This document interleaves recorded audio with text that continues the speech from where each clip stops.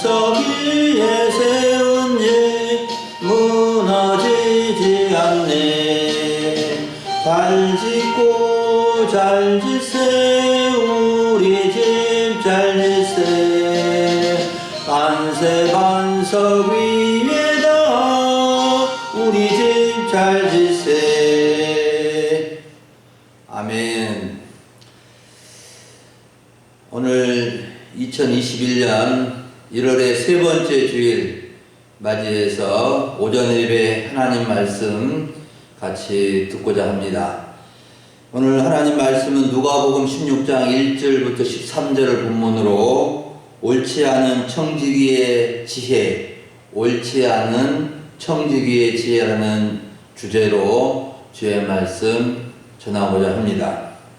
사랑하는 여러분, 오늘 말씀은 예수님께서 제자들에게 또 예수님을 믿고 따르는 우리 모두에게 이 옳지 않은 청지기 비유를 통해서 중요한 가르침을 주고 있습니다. 예수님의 비유에는 이야기와 함께 그 이야기에 담긴 의미와 가르침이 있습니다. 사실 오늘 옳지 않은 청지기 비유 이 말씀이 참 이렇게 어려운 그런 본문입니다.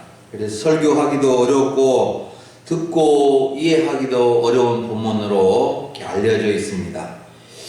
그런데 왜 이렇게 어려운 본문을 가지고 말씀을 전하십니까? 라고 물어본다면 우리가 지금 차근차근 예수님의 가르침의 순서대로 말씀을 전하다 보니 여기에 이르게 되었고, 또 어려운 말씀이라 하더라도 예수님께서 분명히 제자들과 우리들에게 유익하고 꼭 필요한 말씀이라고 여기지기 때문에 우리가 주의 말씀을 이렇게 듣고자 합니다. 여러분, 오늘 우리 예수님의 말씀을 통해서 우리가 참 잘 이해하고 중요한 교훈을 얻었으면 좋겠습니다. 그래서 오늘 말씀을 이해하기 위해서는 선 이해가 먼저 필요하는데, 옳지 않은 사람, 불의한 사람, 심지어는 나쁜 사람에게도 배울 점이 있다는 것입니다.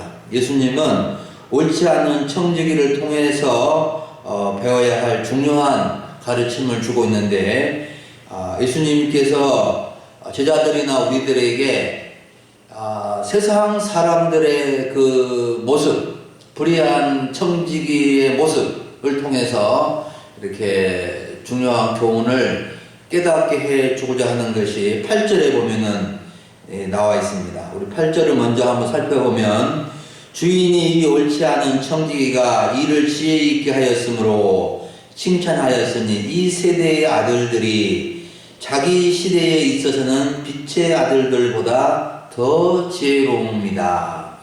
빛의 아들들보다도 이 세대의 아들들이 더 지혜롭다. 즉 이 말씀은 빛의 아들들, 빛의 자녀들, 하나님의 빛이신 하나님의 자녀들이 보다도 오히려 세상 사람들, 세상의 자녀들이 더 지혜롭게 행하는 것을 보고 예수님은 안타깝게 여기셔서 우리에게 이 옳지 않은 청지기를 통해서 타산지석으로 또 반면 교사로서 교훈을 얻도록 가르쳐 주시고 계십니다.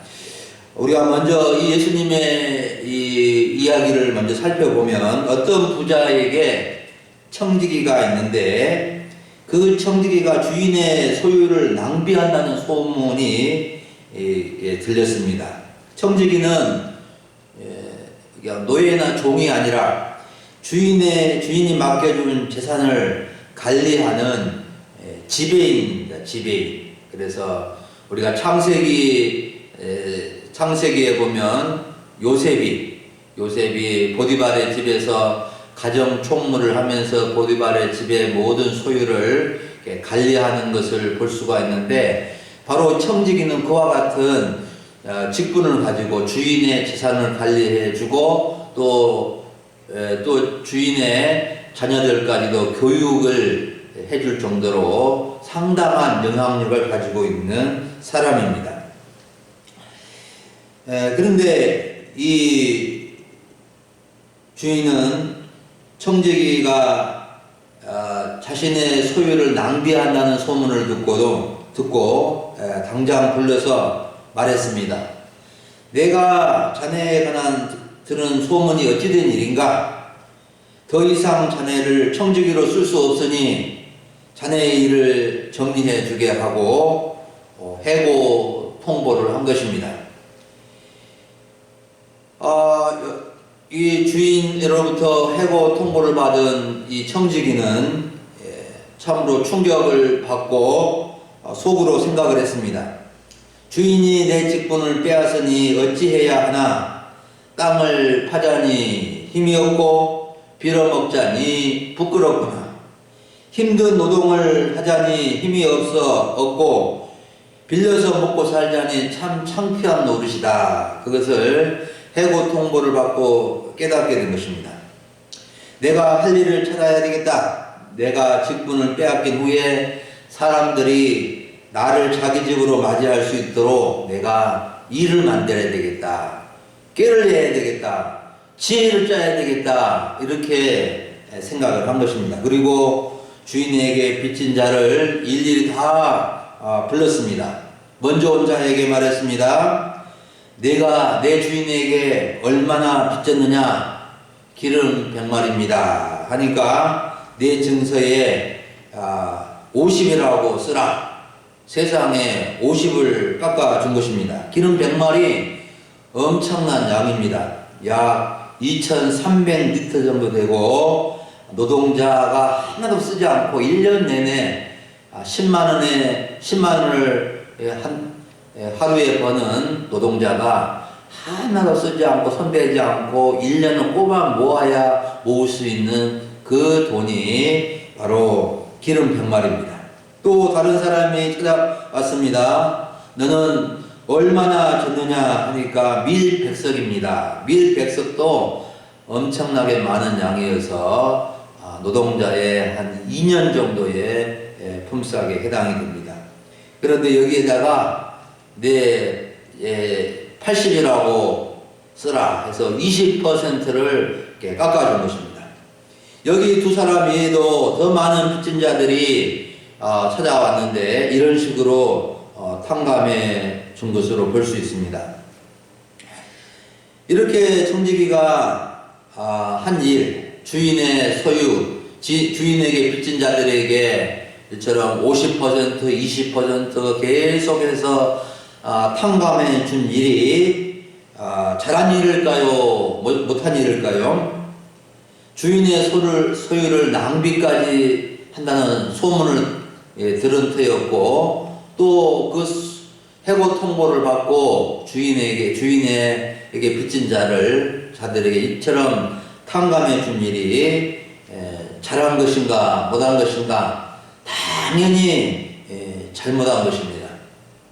세상에 주인의 소유를 낭비한 것도 잘못한 건데 이렇게 주인의 재산을 자기 마음대로 이렇게 탕감해 주는 것은 바로 낭비를 더 뛰어넘는 주인의 재산을 탕진해 버리는 이런 나쁜 청지기입니다. 그래서 당장 이 감옥에 넣어야 할 사기꾼이고 도둑놈에 해당하는 것입니다. 그런데 이 옳지 않는 청지기를 주인은 어떻게 여겼는가? 8절의 말씀을 보면 주인이 이 옳지 않는 청지기가 한 일을 지혜 있게 하였다고 칭찬했다 그랬습니다. 지혜 있게. 세상에 주인이 옳지 않은 청지기에 대하여 일을 지혜 있게 하였다고 칭찬하는 것이 참으로 쉽게 이해가 되지 않는 부분입니다. 주인의 소유를 낭비하고 재산까지 탕진한 청지기를 지혜롭게 여기는 주인을 보면 주인이 좀 모자란 사람이 아닌가 하는 생각까지 들 수 있습니다. 하지만 예수님은 이 옳지 않은 청지기 비유를 통해서 중요한 진리를 가르쳐 주고 있습니다. 청지기의 사기성, 도둑질한 거, 이러한 것을 칭찬한 것이 아니라 그가 자기의 살 길을 얻기 위해서 지혜를 짜낸 것, 용이 주도하게 지혜를 짜낸 것을 칭찬하고 있는 것입니다. 특히 8절의 말씀에 보면은 예수님은 이 옳지 않은 청지기의 이야기를 통해서 우리 하나님의 백성들이, 빛의 아들들이 이 세상에서 어떤 지혜를 가지고 살아가야 하는지를 깨우쳐주는 중요한 이야기가 담겨져 있습니다. 오늘 우리는 이 옳지 않은 청지기를 통해서 가르쳐 주시는 예수님의 지혜가 무엇인지 간단하게 세 가지 면에서 정리를 해봄으로 은혜를 받고자 합니다. 첫째는 이 옳지 않은 청지기는 이 사건을 통해서 주인의 것이 자신의 것이 아님을 깨달은 것입니다. 청지기는 주인이 맡겨준 소유, 재산을 낭비해 왔습니다. 처음부터 그런 것은 아니었지만 자신이 주인의 소유를 맡아 관리하다가 어느 순간부터 주인의 재산이 자기 것으로 착각을 하고 오해를 하고 심지어는 낭비까지 하기에 이르게 된 것입니다. 그런데 이제 그것이 꼬리가 길면은 들통이 나고 잡힌다는 말이 있듯이 낭비의 소문이 나서 이제 주인에게 알려져서 해고 통보를 받은 것입니다. 이 해고 통보를 받고 이 청지기가 정신을 바짝 차리고 아이고 내 것이 아니었구나. 정말 내가 이렇게 이제 주인에게 들통나서 해고되었구나 하고 정신을 바짝 차리고 이 자기가 청지기인 것을 주인의 소유가 자기 것이 아닌 것을 이때 늦게나마 깨닫게 된 것입니다. 사랑하는 여러분, 이 세상의 주인은 진짜 주인은 하나님밖에 없습니다. 우리는 다 청지기에 불과합니다. 우리의 생명, 우리의 소유와 재산, 우리의 자녀들 모든 것이 하나님의 것입니다. 하나님이 이 모든 것을 우리에게 맡겨주셨습니다. 그래서 우리는 청지기인 것입니다. 성경은 이 세상 만물이나 우리의 모든 것의 주인은 하나님이신 것을 분명하게 말씀해 주고 있습니다. 시편 24편 1절을 보면 땅과 거기에 충만한 것과 세계와 그 가운데 사는 자들은 다 여호와의 것이다 그랬습니다. 이사야 43장 1절에 보면은 야곱아 너를 창조하신 여호와께서 지금 말씀하시느니라 이스라엘아 너를 지으신 이가 말씀하시니라 너는 두려워하지 말라 내가 너를 구속하였고 내가 너를 지명하여 불렀나니 너는 내 것이라 너는 내 것이라 라고 분명하게 말씀을 해 주십니다. 그런데 우리는 깨닫지 못할 때가 많습니다. 여전히 주인인 것처럼 낭비하는 사람들이 많습니다. 그런데 해고 통보를 받으면 자신이 주인이 아니라는 것을 깨닫고 인정하게 됩니다. 인생의 최종적인 해고 통보는 무엇이겠습니까? 인생의 최종적인 해고 통보는 바로 죽음인 것입니다. 사람이 참으로 큰 이렇게 아픔이나 또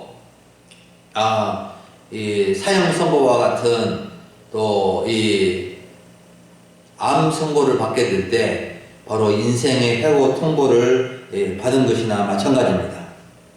죽음이 얼마 남지 않았다는 것을 알면 나의 모든 것이 내 것이 아니라는 것을 인정하게 되는 것입니다. 여러분, 우리는 해고 통보를 받기 전에 인생을 낭비하지 말고 주인께서 맡겨주신 것을 주인의 뜻대로 관리하고 또 사용하는 지혜를 가져야 되는 것입니다. 인생에 있어서 가장 큰 낭비 중에 낭비는 시간과 물질의 낭비입니다. 하나님이 맡겨주신 시간과 재물에 대한 지혜를 가져야 한다는 것입니다. 허송 세월을 보내면 안 된다는 것입니다. 세월을 낭비하지 않는 것은 자신의 본분을 다하는 것입니다. 하나님의 자녀된 우리들의 본분이 무엇입니까? 하나님을 섬기고 믿지 않는 영혼들을 구원하고 이웃을 사랑하며 살아가는 것이 우리가 세월을 허송하지 않고 시간과 재물을 낭비하지 않고 살아가는 지혜로운 삶의 모습이 되는 것입니다. 두 번째로 옳지 않은 청지기를 통해서 깨닫게 해주시는 교훈은 해고된 이후의 삶을 예비하는 것입니다. 청지기는 자신의 해고를 통보받고 곧바로 대책을 세웁니다. 주인을 원망하거나 후회하거나 자신의 처지를 비관하지 않고 냉철한 현실을 직시하고 살아갈 궁리를 한 것입니다. 예수님께서 청지기가 기름 100말 빚진 자에게 기름 50말이라고 하고 고쳐주고 밀 100석 빚진 자에게 80이라고 고쳐준 것이 어떤 점에서 지혜로운 것인지를 9절에서 12절 말씀까지 가르쳐주고 있습니다. 예수님은 불의의 제물로 친구를 사귄 점에서 지혜롭다고 하셨고 지극히 작은 것에 충성한 것이라고 하셨고 불의한 제물에도 충성하는 것이라고 하였고 남의 것에 충성하는 것이라고 하였습니다. 예수님은 불의한 방법을 칭찬한 것이 아니라 제물의 사용에 대한 교훈을 해 주신 것입니다.